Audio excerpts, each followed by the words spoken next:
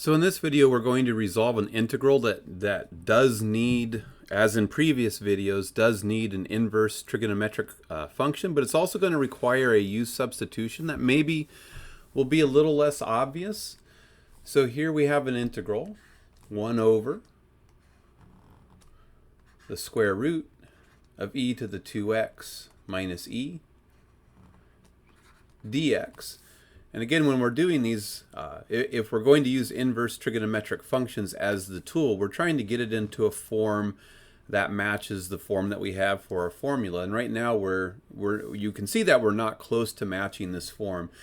And just like in previous videos, we want to try to start to rewrite the integral to get it to look like the form that we have. And what we want to recognize here is that e to the 2x can be rewritten as e to the x quantity squared.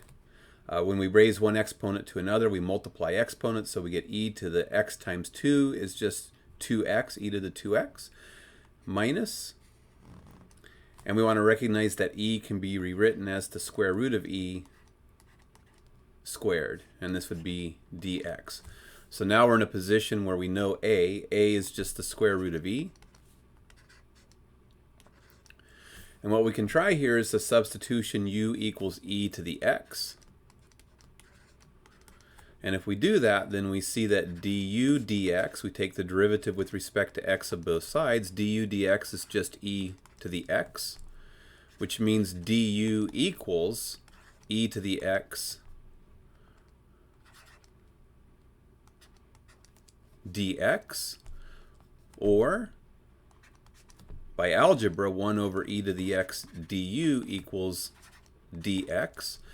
But what we want to recognize here is that e to the x is u. We made the substitution let u equal e to the x. So this is actually 1 over u du equals dx. And this is the part that, in this case, probably wouldn't be really obvious. And then if we work through the substitutions, we're going to get the integral of 1 over, and we're going to have the square root of e to the x squared, but e to the x is u, so we get u squared minus the square root of e, quantity squared, and then we're going to replace the dx with du and 1 over u, which is going to put a u into the denominator position. And now we have, it wasn't obvious it was going to work out, but now we have the form u times the square root of u squared minus a squared, and we can go ahead and integrate using our integration formula. So the formula says if we have an integral of this form, then we're going to get 1 over a. So we're going to get 1 over the square root of e. And then we're going to get the arc secant. Arc secant, parentheses, is going to be the square root of u. The absolute value of u, sorry. And that's going to be over a, which is just the square root of e. And then it's going to be all plus the constant of integration. And then we're going to get 1 over the square root of Euler's number times the arc secant of the absolute value of u, but u is equal to e to the x over the square root of e plus a constant of integration. And I'll get this stuff out of my way and give myself a little more space.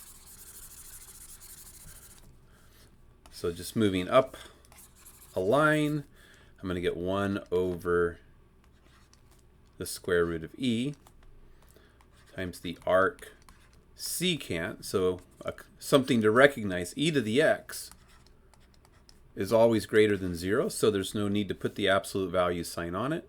So I'm going to get e to the x over, I have the square root of e, which is just e to the 1/2 plus a constant of integration. And if we wanted to, we have the same base in the numerator and denominator. We could combine that into a single term if we wanted to.